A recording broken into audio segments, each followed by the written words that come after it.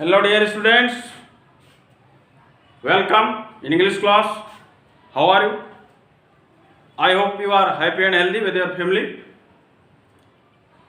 Today's topic is idioms or phrases. Today I will teach you how to use idioms or phrases in our sentences. First you have to know what is idiom और phrase. आज का topic है idioms और phrases. Idioms और phrases क्या है ये आपको पहले जानना है। ये टॉपिक बहुत महत्वपूर्ण है आपकी परीक्षा के लिए, यूपी बोर्ड की परीक्षाओं के लिए भी, साथ ही साथ कॉम्पिटिटिव एग्जाम्स जो भी होते हैं उनके लिए। This is a very important topic for you. Idioms का मतलब होता है मुहावरे अथवा लोकोक्तियां। जैसा कि समाज में हम आप रहते हैं तो बोलचाल की भाषा में कुछ मुहावरे बोल दिए जाते हैं, लोकोक्तियां बोल दी जाती हैं, उन्हीं को इंग्लिश में इडियम्स कहा जाता है। और फ्रेज का मतलब होता है वाक्यांश।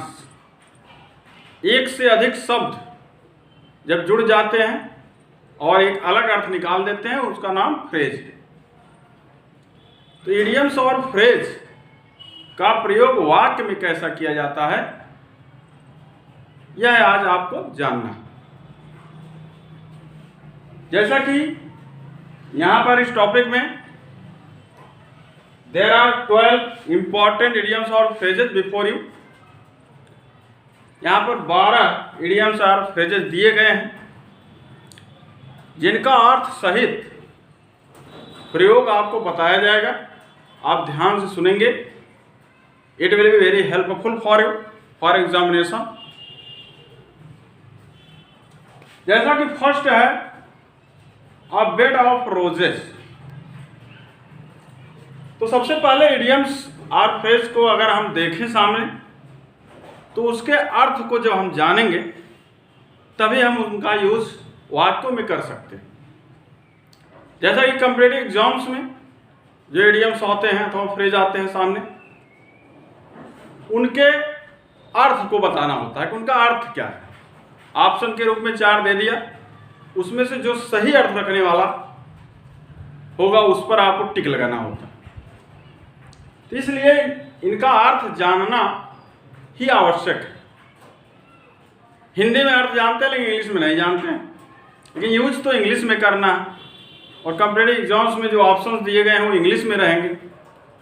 जो सही ऑप्शन उस पर आप टिक करेंगे वो इंग्लिश में रहेंगे। और 4 ऑप्शन आपके समक्ष हैं, उसमें 3 गलत है, 1 ही सही। तो इसलिए उनका अर्थ जानना अति आवश्यक है। ये भी लर्न करने की चीज है, बाय हार्ट लर्न करें तो आपके दिमाग में हमेशा के लिए वो बना रहे। जैसा कि है बेड ऑफ रोजेस। साधारण अर्थ है हिंदी में बेड ऑफ रोजेस, गुलाबों की सेज, गुलाबों का बिस्तर। कहते हैं चीज गुलाबों का बिस्तर नहीं है, ऐसा कोई बोल दिया हिंदी में वक्त। गुलाबों का बिस्तर का मतलब, गुलाबों की सेज का मतलब अति आरामदायक, अर्थात इसका अर्थ हो गया वेरी कंफर्टेबल।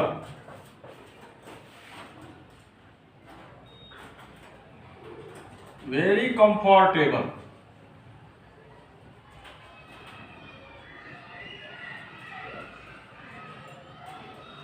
बहुत आरामदायक, अर्थात रेस्टफुल।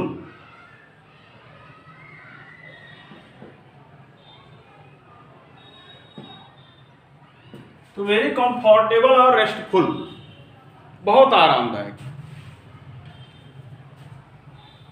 तो ऑप्शन के रूप में माना कि कंफर्टेबल दिया, रेस्टफुल दिया, में से कोई एक दिया।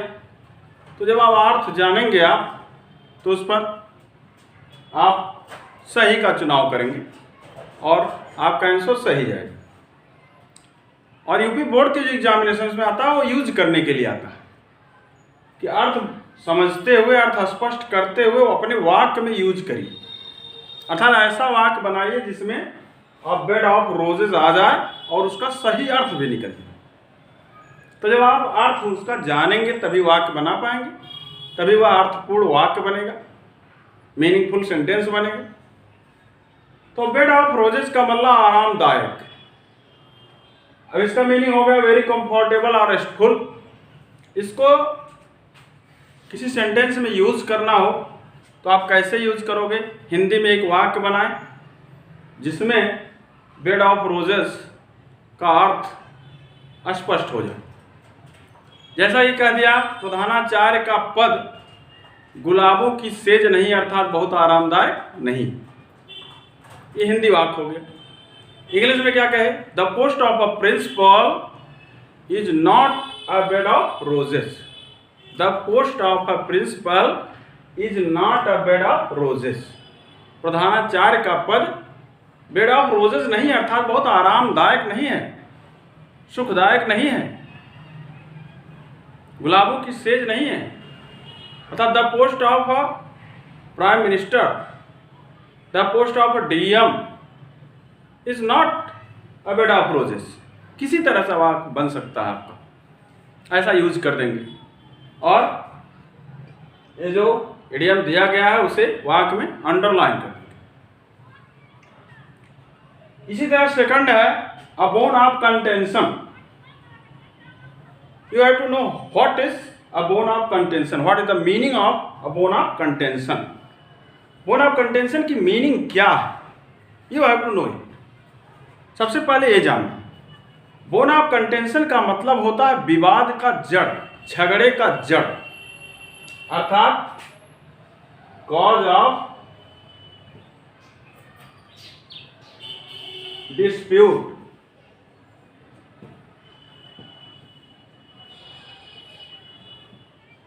Cause of dispute, dispute means विवाद, कॉज मीन्स कारण। विवाद का जड़, cause of quarrelling, cause of fighting, cause of dispute. विवाद का जड़, झगड़े का जड़। Now you have to use this idiom in your sentence. इसको अपने वाक्य में यूज करना। बोन ऑफ कंटेंशन, झगड़े का जड़, विवाद का जड़। तो कोई वाक्य हिंदी का पहले बनाया जाए, उसको ट्रांसलेट कर दिया जाए। जैसे कश्मीर भारत और पाकिस्तान के बीच एक झगड़े का जड़ है, तो आप कहें Kashmir is a bone of contention between India and Pakistan. Kashmir is a bone of contention between India and Pakistan. वाक्य प्रयोग हो गया, अर्थात कश्मीर भारत और पाकिस्तान के बीच झगड़े की जड़। इस तरह से कोई भी वाक्य आप बना सकते हो। किसी भी चीज को भी आप उदाहरण स्वरूप ले सकते हो कि this house is a bone of contention between Mohan and Sohan, अर्थात यह मकान मोहन और सोहन के बीच विवाद की जड़ है। इसी तरह कुछ भी आप अपने समझ से, अपने तरीके से वाक्य का निर्माण कर सकते हैं जिसमें वह इडियम आ जाएगा, वाक्य प्रयोग हो जाएगा।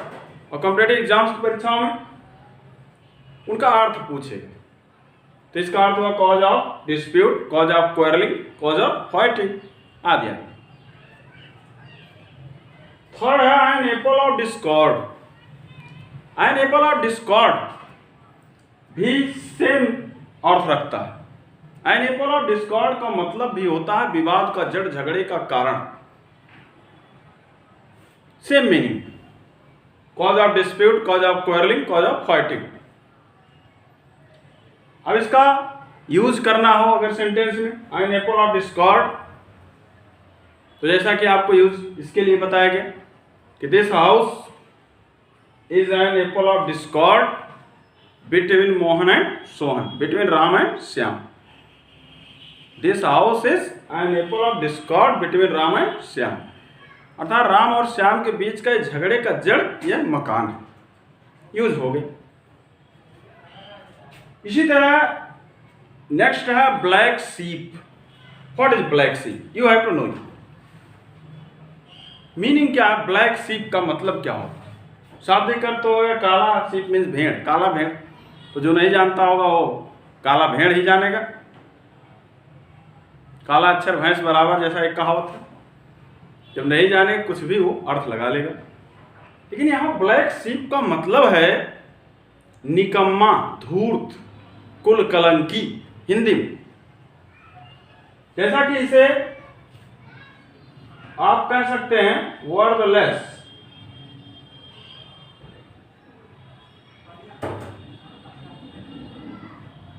वर्थलेस, बेकार, निकम्मा।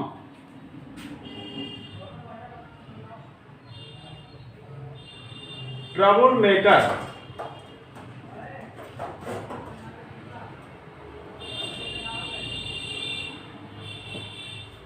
परेशानी खड़ा कर देने वाला व्यक्ति, निकम्मा हो, धूर्त हो, परिवार के हर नीतियों से विरुद्ध चलने वाला हो,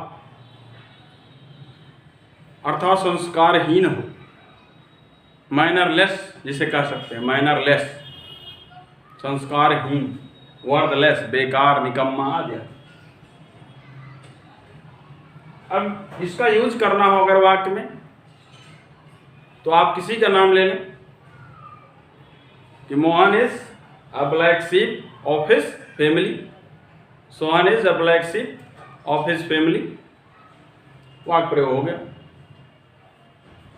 इसी तरह नेक्स्ट है लॉयन शेयर।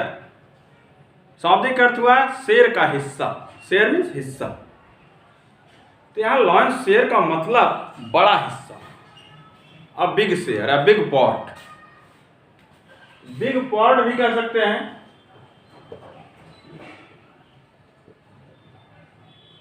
अथवा ग्रेटर पोर्शन कह सकते हैं।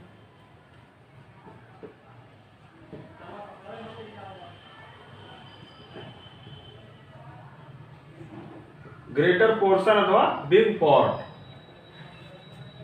अर्थात बड़ा हिस्सा, लॉयन शेयर का मतलब होता है।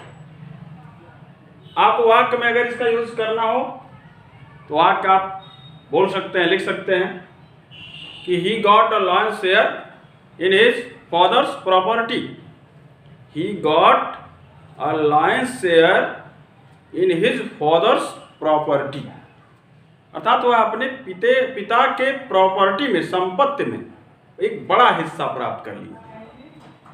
इस तरह से कोई भी वाक्य आप बना सकते हैं, वाक्य का निर्माण कर सकते हैं जिसमें अलायंस शेयर आ जाए। इसी तरह नेक्स्ट है wild wood chase. You have to know what is the meaning of a wild wood chase. Wild wood chase का मतलब क्या होता है पहले आपको जानना है, उसके मीनिंग को जानना है, तब आप उसका यूज अपने वाक्य में करेंगे। तो वाइल्ड गूज चेज का मतलब होता है निरर्थक प्रयास। वैसे शाब्दिक अर्थ तो वाइल्ड में जंगली, गूज मीन्स हंस, चेज मीन्स पीछा करना, जंगली हंस का पीछा करना। तो शाब्दिक अर्थ तो का मतलब ही नहीं है, मीनिंगलेस है। इसका मतलब हुआ निरर्थक प्रयास, मूर्खतापूर्ण प्रयास, अर्थात आप फूलिश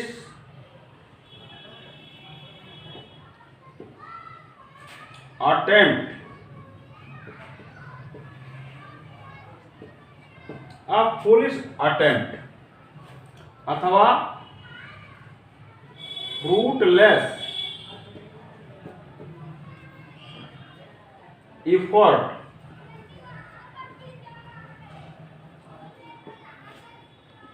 आप फूलिश अटेम्प्ट अथवा फ्रूटलेस एफर्ट,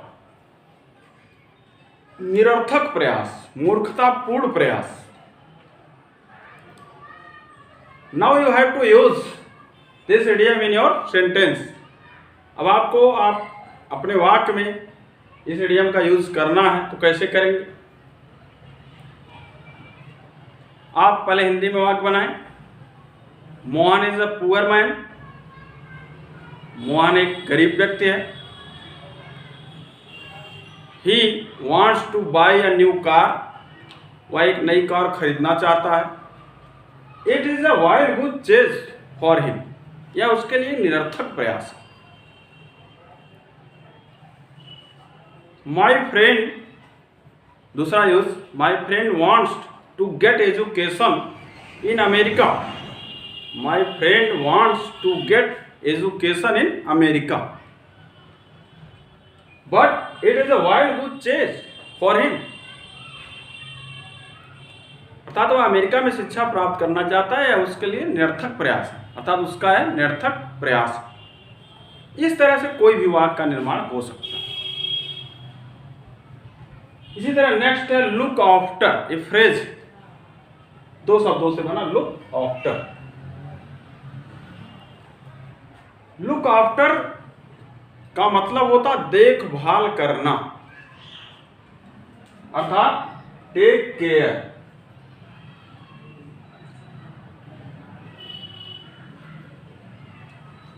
टेक केयर, देखभाल करना, तब केयर करना, देखभाल करना। अगर वाक्य में यूज करना हो लुक आफ्टर को, तो वाक्य में यूज आप कैसे करेंगे? तो आप लिख सकते हैं, बोल सकते हैं, a doctor looks after the patient, अर्थात a nurse looks after the patient, अर्थात कोई डॉक्टर अथवा नर्स मरीज का देखभाल करता है, करती। इस तरह से लुक आफ्टर का मतलब टेक केयर, देखभाल करना।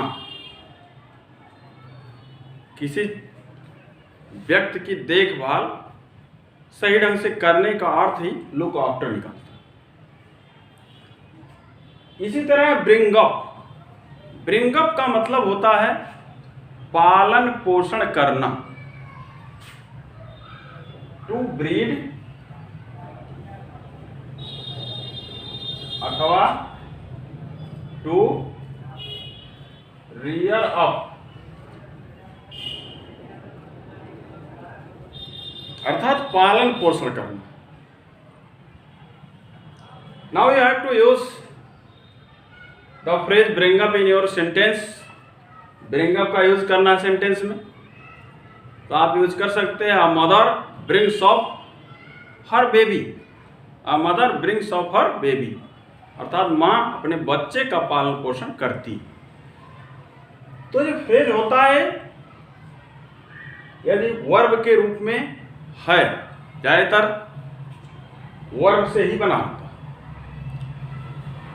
तो वर्ब के रूप में फ्रेज है तो उसको हम वाक्य में किसी भी फॉर्म में यूज कर सकते हैं, चाहे वो फर्स्ट फॉर्म में हो, सेकंड फॉर्म में हो, थर्ड फॉर्म में हो, अथवा आईएनजी फॉर्म में, जैसा आपका वाक्य बन जाए। प्रेजेंट, पास्ट, फ्यूचर, जैसा भी बनेगा उसी के अनुकूल इस वर्ब को स्वरूप दिया जाएगा। सेकंड फॉर्म में करना हो तो लुक्ड, सेकंड फॉर्म में इसे करना हो तो ब्रॉट, आईएनजी फॉर्म में करना हो तो लुकिंग, इसमें ब्रिंगिंग आदि, जैसा भी वाक्य आप बना रहे हो उसी के अनुकूल इस वर्ब को कर दें। फर्स्ट फॉर्म जो है इधर ये मेन वर्ब है, इसी को आप स्वरूप दे दें, फर्स्ट फॉर्म का, सेकंड फॉर्म का, थर्ड फॉर्म का, तो आईएनजी फॉर्म का, अथवा किसी भी टेंस में करना हो उसके साथ उस टेंस की हेल्पिंग वर्ब और उसका सही स्वरूप। नेक्स्ट है लुक फॉर। लुक फॉर का मतलब होता है तलाश करना, खोजना, to seek, to seek for, search करना, to search, to seek for, खोजना, तलाश करना। अब आपको वाक्य में यूज करना है लुक फॉर, तो आप लिख सकते हैं, the police looked for a thief, police चोर का तलाश की, खोजबीन की। इसी तरह कोई भी वाक्य आप बना सकते हो, जैसा भी आप बना सकें जिसमें लुक फॉर आ जाए, चाहे जिस स्वरूप में आए, चाहे जिस टेंस में वाक्य बने, आप क्रिया को उसी का स्वरूप दे देंगे। प्रेजेंट में हो तो प्रेजेंट का स्वरूप, पास्ट का हो तो पास्ट का स्वरूप। इसी प्रकार किसी भी टेंस से संबंधित हो, कैसा भी वाक्य हो, उसे आप इस क्रिया को सही स्वरूप देकर वाक्य बना सकते हैं। यहाँ give up, give up means त्यागना, छोड़ना, अर्थात टू लीव अथवा क्विट।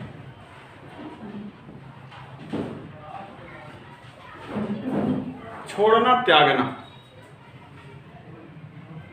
वाक्य में यूज करना हो तो कह सकते हैं we should give up our bad habits, we should give up our bad habits. हमें अपने बुरी आदतों को छोड़ देना चाहिए, गिव अप छोड़ना। इसी तरह backup, next backup means support, to support अथवा टू हेल्प।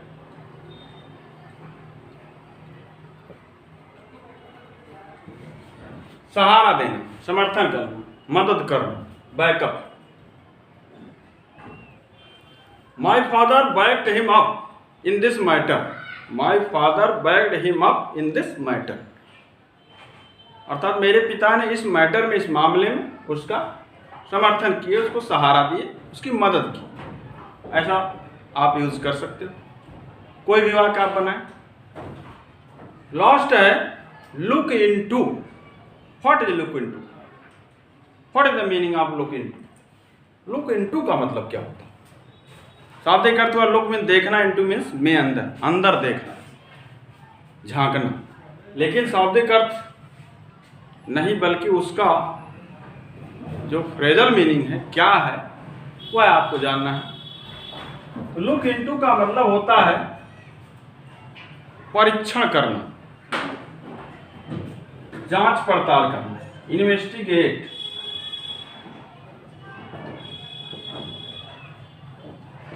अथवा एग्जामिन।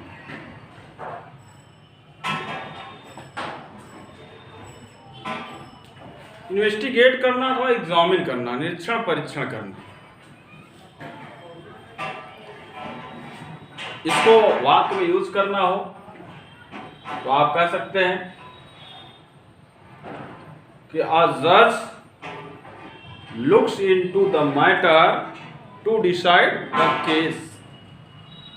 अ जज अथवा द जज looks into the matter to decide the case, अर्थात केस का निर्णय करने के लिए जज मामले का निरीक्षण परीक्षण करता है, इन्वेस्टिगेट करता है, एग्जामिन करता है।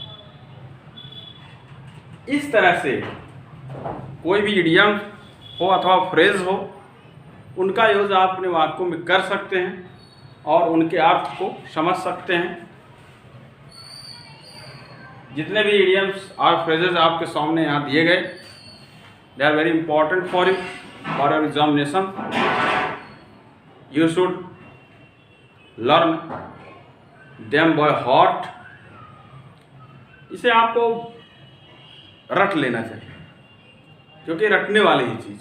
अर्थ समझेंगे, वाक्य प्रयोग कर लेंगे। अर्थ आदि समझ गए तभी वाक्य प्रयोग हो पाए, इसलिए उसके अर्थ को जानना महत्वपूर्ण होता है। अब अगले टॉपिक में पुनः इडियम्स और फ्रेजेस के कुछ और महत्वपूर्ण क्वेश्चंस आपके समक्ष लाऊंगा। और इसके पहले वन वर्ड सब्स्टिट्यूशन के 2 वीडियोस अपलोड किए गए हैं, उन्हें भी आप देख लेंगे। वो भी बहुत इम्पॉर्टेंट होते हैं परीक्षाओं के लिए। और यदि अभी तक चैनल सब्सक्राइब न किए हो तो कर लेंगे, जिससे कि आप मेरे चैनल में सबसे संबंधित जितने भी ग्रामर से संबंधित वीडियोस हैं, आप उनका लाभ ले सकें। If you have any problem you can share it. आप कोई भी समस्या हो तो उसे शेयर कर सकते हैं, कमेंट के माध्यम से, मैसेज के माध्यम से अथवा कॉल करके। आज यहीं तक। Thank you so much. Bye.